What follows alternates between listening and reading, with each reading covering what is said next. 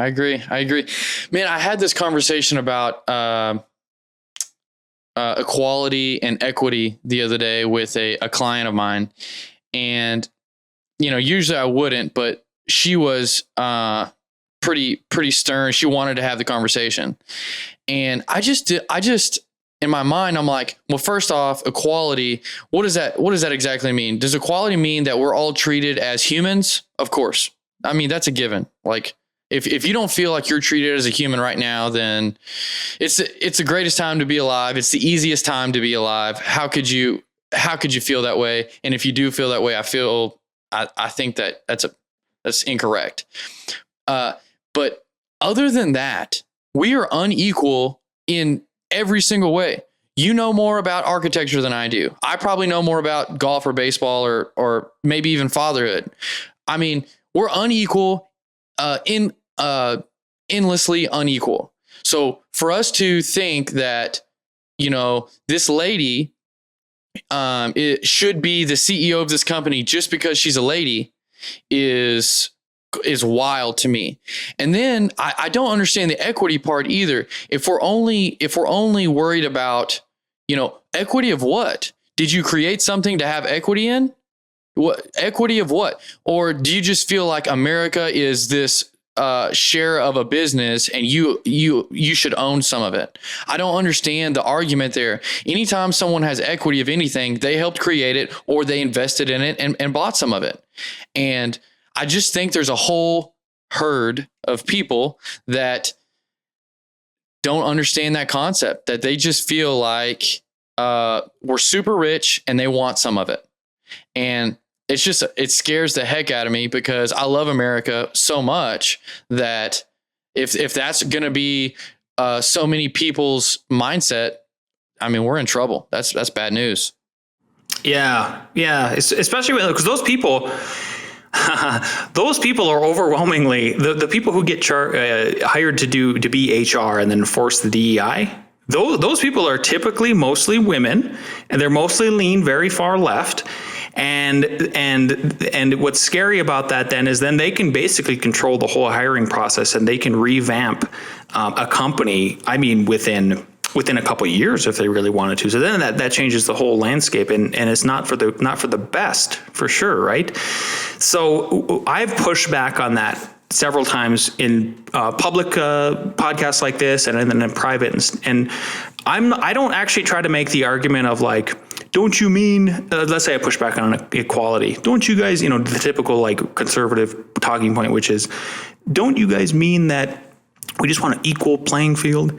My approach is, for instance, on the equity part is, what do you mean by equity? Like, define it for me. Tell me what you mean by equity. Like, are we actually talking about taking property from one group of people and giving it to another?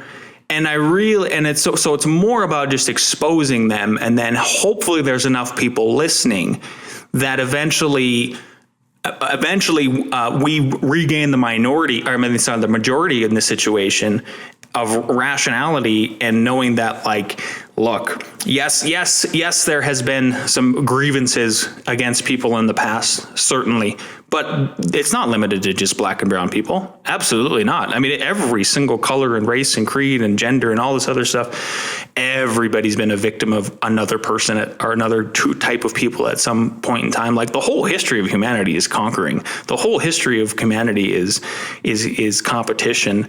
And then the victor ends up winning and stuff like that. But like, we're in this weird upside down clown world, and we're just experimenting, and it's a horrible experiment that's going to go awry. Like, it's going to come to a head. I think people can just feel that energy happening. Like, the divisiveness has never been higher at a high time. The trust in media has never been lower. The trust in Congress has never been lower. The spending has never been higher. Like, something is going to come to a head in this situation. We're just in uncharted waters. And I think that's probably where the anxiety comes from for maybe both of us, is like, it's uncharted water. So how can you be comfortable with it? Yeah, definitely. And just like you said, war has been the rule for thousands of years. Peace is the outlier. So, Rome started to fall when they stopped conquering. That story's been told so many times, and it seems to be true We're in uncharted waters for sure. And just one more anecdote real quick. I live in a household my wife is a type A personality too. She's a leader at her company as well. And don't get me wrong, she is much more, her ability to focus is much better than mine. Her ability to stay focused for a long period of time is better than mine. If you are, meritable in a value, if you bring value to a company, then you should get the job. It should be, meritocracy was my point. But let's move on to one other question here. We're going to run out of time. Can you recall your philosophies and opinions prior to having children? Now, how have they changed today? I didn't want kids right away. I actually thought I would never have kids. And man, it went in a couple different cycles too. So first kid is 100% not intentional. But as soon as I found out that we were going to have that child, I instantly called the mother of my children, told her I loved her, told her I'm not going anywhere and I will be here for the children.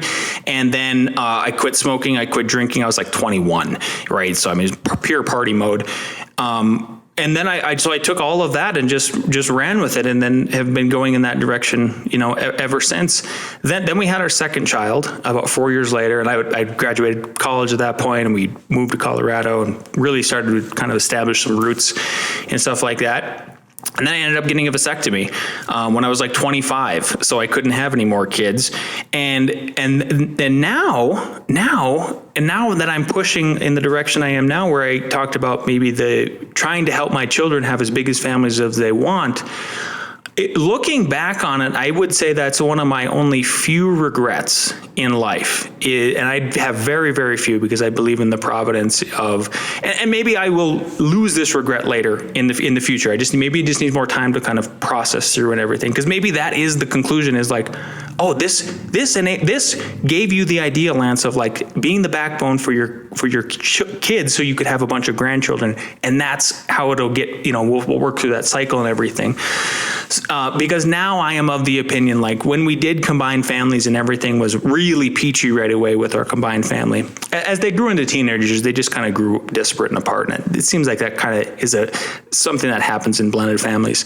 But when they were all little, when they were all between like 6 and 7 and about 12, those like 6 or 7 years where we had a giant family compared to the average American family, basically twice as big if we had the 4 kids, was some of the best years ever. It just felt right. It just felt like, oh gosh, I didn't realize that I would actually like having all these children. I thought it would be such a burden, but it's just, you're never bored. It gives you such an immense sense of purpose.